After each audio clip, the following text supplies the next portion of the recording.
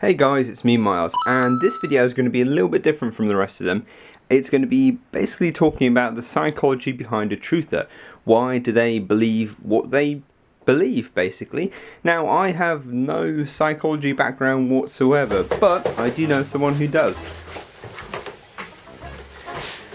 Okay. Hi, I'm Dave, and I'm a PhD psychology researcher. I've been invited here by Myles to explain some of the theory behind why people believe in conspiracy theories. Despite what you may think, people that believe in conspiracy theories aren't actually any more stupid or insane than the rest of us. For instance, there's no relationship between IQ and belief in conspiracy theories, nor do they show any especially delusional thinking that you might associate with kind of schizophrenia or with psychoses. Nevertheless, as you actually see from some of the videos, they seem to be trapped in what's called a kind of monological belief system. So a system where everything is conspiracy theory. So no matter what information they get, it all ends up being incorporated into this belief system where there's a giant conspiracy against them and the world. And the question is, why is this? As with anything in psychology, there's never one straight answer. There's a series of perspectives that kind of come together to form a coherent picture. But I'm going to go through some of the more consistent findings from the literature. Okay, so firstly, I'm now going to focus on kind of what personality traits or what individual characteristics make someone more likely to believe in conspiracy theories. Firstly, as you might imagine, people that believe in conspiracy theories tend to be more mistrustful of other people, and particularly of higher authority. I don't know, I don't trust these people that are in power. I don't, you know? What's quite interesting is they also tend to have what's called an authoritarian personality, which means actually they were more willing to believe in and follow strong leaders. And they want things to be regimented, things to have like an order, and also tend to blame other people for their problems. And this will come into focus a little bit later. Perhaps the most consistent finding, though, across many studies, is the effects of locus of control and a sense of powerlessness. So locus of control is how much you think your life is in your own destiny. For example, let's say you were late for work one day. Someone who has a high internal locus of control would maybe think that it was their own fault for pressing the snooze button one too many times, for waiting to have a piece of toast rather than grabbing, say, a breakfast bar, and they didn't account for the traffic. Whereas someone with an external locus of control would blame other people's driving for causing the traffic, would say it was the alarm clock's fault for not waking them up in time, and so on and so forth. So they externalise the causes of anything that happens to them. And what this kind of leaves people with fundamentally is a kind of a sense of powerlessness when anything serious happens, because as far as they're concerned, they're not in control of their own lives. And of course, 9/11 was an incredibly dramatic, emotional and serious event. So you can see how, if you already had this externalised view of the world that you had no control of it, when a truly terrifying event happens, it generates a high level of anxiety. And this anxiety then gets manifested in this kind of belief in conspiracy theories. As one researcher put it, conspiracy theories are a convenient alternative to an uncertain world. So I mentioned powerlessness specifically. So how do we know this? Well, firstly, of course, we can count and correlate. So we take personality measures of, say, powerlessness and feelings of locus of control, and we relate this to how willing people are to believe in their conspiracy theories. But more interesting was a fascinating little experiment that involved priming. And priming is essentially where you get someone to think about something before taking part in an experiment. In this case, the researchers got participants to think about the global economic situation. So nothing to do with conspiracy theories as such. They got them to think about how they have no control over kind of the money markets, about investment, about what huge multinationals do, i.e. that they are powerless to control their own lives. And lo and behold, when people were asked do they believe in conspiracy theories, they were more likely to in the condition when they were asked to feel powerless, when they were asked to imagine an uncertain and chaotic world. What we can say really here is, although people that simply, everyone has a different level of locus of control and a sense of powerlessness, and this can also come from, legitimate circumstances. So if you're particularly poor, if you have had a bad life, you are legitimately powerless. What it seems to be is these kind of people that both are, as a characteristic of themselves, have this excellent locus of control, and feel situationally that they are powerless, are drawn to conspiracy theories as an explanation. As I say, for someone who has high anxiety about they're not in control of their life, believing in an all-powerful shadow government is a convenient alternative to thinking this was a terrifying event that no one could have predicted. Okay, so the second thing we're going to look at is kind of the more cognitive approach. What is it about their thinking style that makes one more likely to believe in conspiracy theories? And one thing is how we attribute cause to an event. So humans, we tend to ascribe things in one of two ways, either situational, so based on the context, or what's called dispositional, which is based on kind of broad character sweeps. For example, let's say your friend Kevin crashes his car. You might ascribe to that situation that he was tired, that the weather conditions were bad, that the brakes on his car were failing, so you'd give kind of this complex situational reason as to why an event occurred. Alternatively, and interestingly, if it was a stranger that hit Kevin, you're likely to say that person was a terrible driver, or words to that effect. And what this is called is a fundamental attribution error. And this is our tendency to attribute causes of action to this kind of generalised dispositional trend rather than focusing on the context. And why? Well, focusing on the situation, the context, is basically quite hard. So we tend not to do it. Well, how does this relate to conspiracy theory specifically? So take an example from 7/7 rather than 9/11. Although there are examples of 9/11 when this comes into play. So, main conspiracy theory is based on a report from a woman who said that it felt as if the tube train, so the underground train, lifted off the tracks. And they've taken this to say, well, that's evidence for conspiracy theory. It wasn't a suicide bomb, it was an MI5 planted bomb or whatever. And this is dispositional thinking. There's a conspiracy, so what she said is related to that conspiracy. Whereas a situational look at that event would say, well, here's a survivor, a victim, who was caught in this explosion, who moments ago almost lost her life in a tiny tube filled with smoke and flame. What is to say that her eyewitness testimony is at all accurate? And that would be a situational explanation, but that takes looking at kind of the minutiae, rather than saying it's a conspiracy theory. Is basically simple. And when psychologists have looked at this kind of attribution error, we find that firstly, we always tend towards dispositional because it's easier essentially, and it's especially true when we're in a hurry or when we have, for instance, high emotion, for instance, anxiety and fear. So you can see, related to what I said previously about personality, if you have individuals that are particularly fearful or anxious, they're suddenly more likely to make sweeping generalisations and see all host of different sporadic individual events as part of this one whole disposition, so it's a conspiracy, rather than see each in turn. And we saw a little bit of this when people were discussing how the buildings fell down. So everyone's got their own ideas and they all link together, so building 7, the 2 towers and stuff. However, they can see that because it's saying it's a conspiracy is easier. Whereas looking at it independently, so, fire, melting point of steel, the structure of the building, debris that fell away, is complicated and takes essentially effort. And the problem is that once we are caught in this dispositional mode of thinking, it's actually quite hard to switch back. The second thing I want to look at is called the confirmation bias. And to say that conspiracy theorists use the confirmation bias is a bit like saying that a nuclear weapon makes a bit of a mess when it goes off. And for those that don't know, the confirmation bias is the tendency to attend to information that agrees with us and ignore information that disagrees with us. And clearly we can see this in these conspiracy theory videos and these beliefs. Is, no matter what evidence they're presented with, they very quickly dismiss or ignore or pretend they haven't seen evidence that's contrary to their opinion, and then focus on tiny little details that no one else who is kind of thinking more critically would say, well, that's just, coincidence or bad timing. I believe, correct me if I'm wrong, New York was the 11th colonized State of the Union? I don't know, sorry, my American history is very bad. It happened 111 days before the end of the year, hit first by Flight 11, the Pentagon, 77 feet tall, hit by Flight 77. Okay, so the last thing I'm going to go very briefly into is kind of the social identity aspect of conspiratorial beliefs. Because obviously these people aren't alone, partly thanks to the internet. You can connect with thousands, hundreds, possibly, hopefully not, millions of people that believe the same thing as you.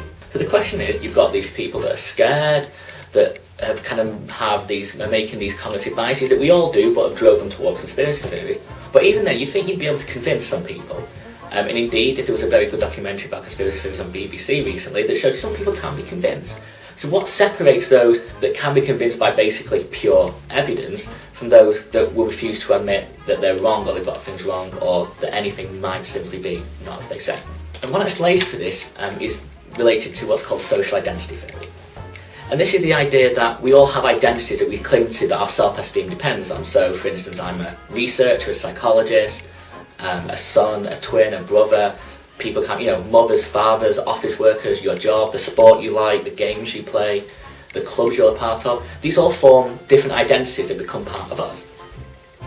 So what you have to realise is that when Myles was in New York challenging these people. He wasn't having an academic debate with them as such. It wasn't a case where I have information, you have information, and then we'll see who's right, and then we'll change, our conclusions will be based on this, and I might change my opinion. It's you're essentially attacking someone's identity. They are a conspiracy theorist, they're a truther. They believe that there's a shadow government involved in, one of the greatest terrorist attacks in history. I would much rather believe that there were terrorists behind it. It's very uncomfortable to know that the government or elements within the government or the shadow government, whoever was behind it, did this. Okay, and we know. And you're not going to convince them by giving them evidence, because you're basically attacking who they are, just not what they believe. And this is one of the missing things in conspiracy research is you're now once you're in a community, you're in a community, and whenever you get a group that has this kind of monological belief, it simply gets more and more extreme. So inconsistencies in the argument are weeded out, people that don't believe stuff are weeded out, and it's really hard then to go against the grain. It's hard to say, well, I don't believe this anymore, this isn't true, I've been convinced, because you're surrounded by people that believe differently. Like possibly nearly, I'd say almost 100 years of psychology research into the effects of group behaviour has constantly showed how we conform to those around us, what our friends believe, what wider society believes, and if you're in this monological belief system, you're not going to change it.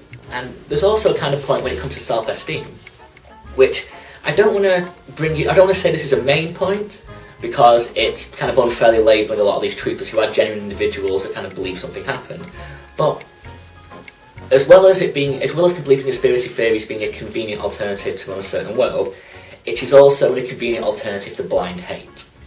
So, for instance, one of the conspiracy theories, I'm not sure how popular is it now in the community, was about Jews in the Twin Towers getting calls from Mossad saying don't come in today. And you don't have to be Sherlock Holmes to work out what pre-existing prejudice is based on. So we always have to be careful that while many conspiracy theorists obviously just believe in a shadow government, there's also some people that are using it to enhance their own prejudice or sense of insecurity.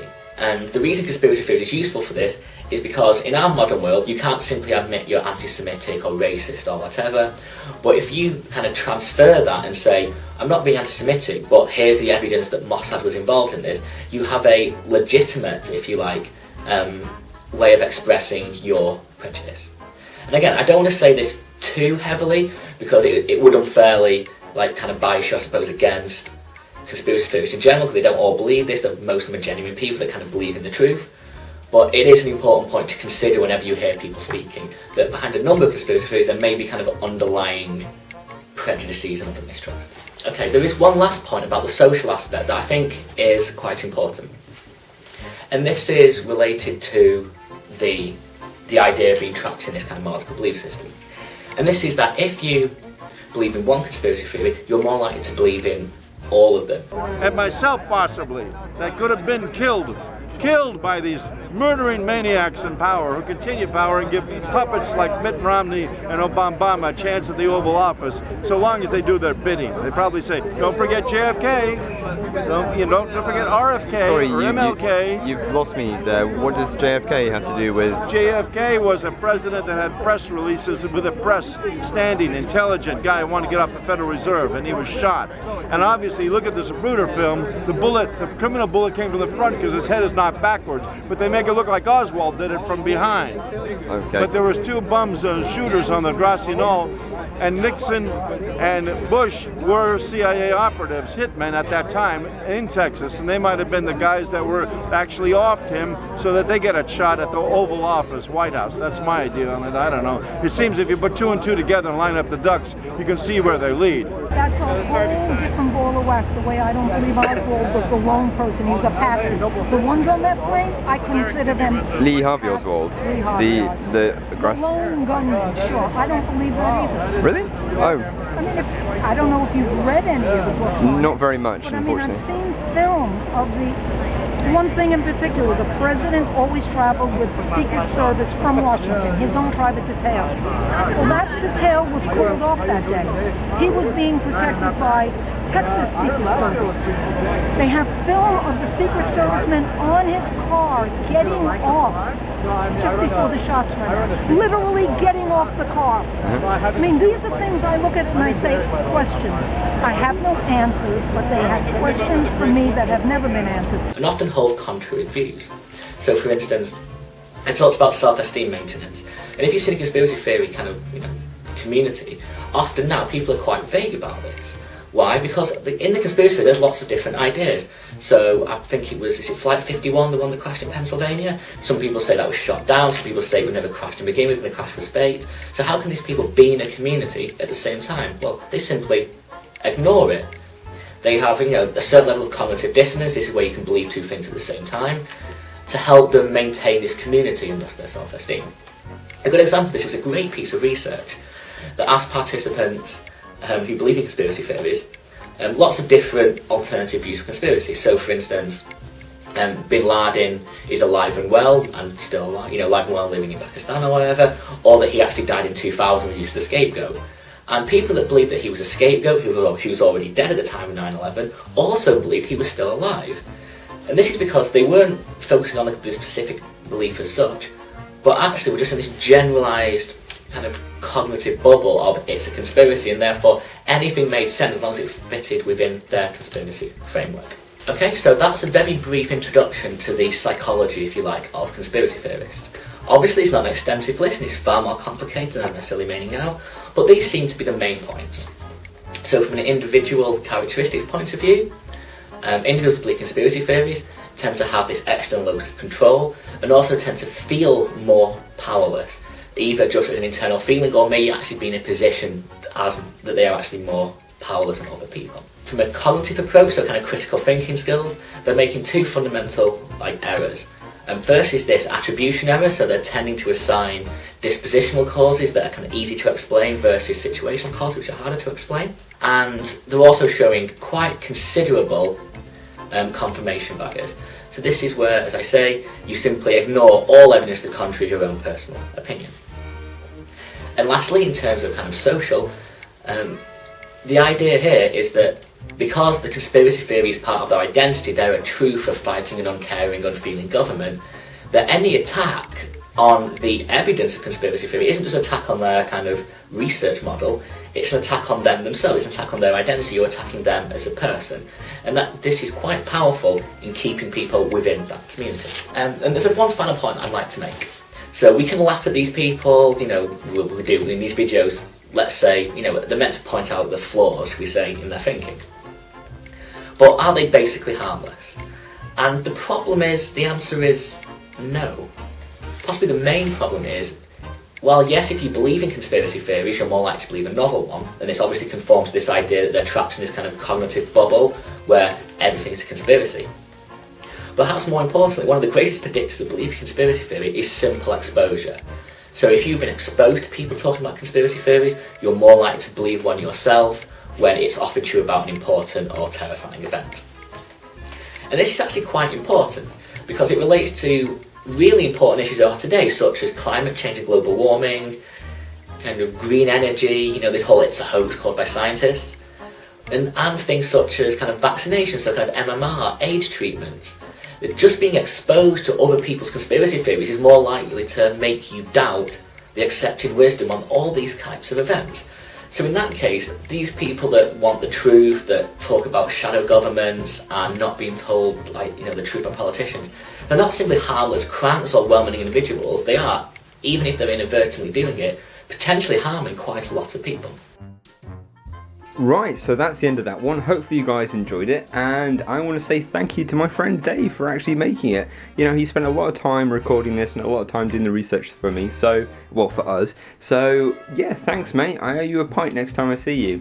Anyway, right, so this is the end, but it's not actually the end of this 9/11 series. I know in my last video I said this was going to be the last video, but sorry guys, there's going to be one more, but it's only going to be a small one.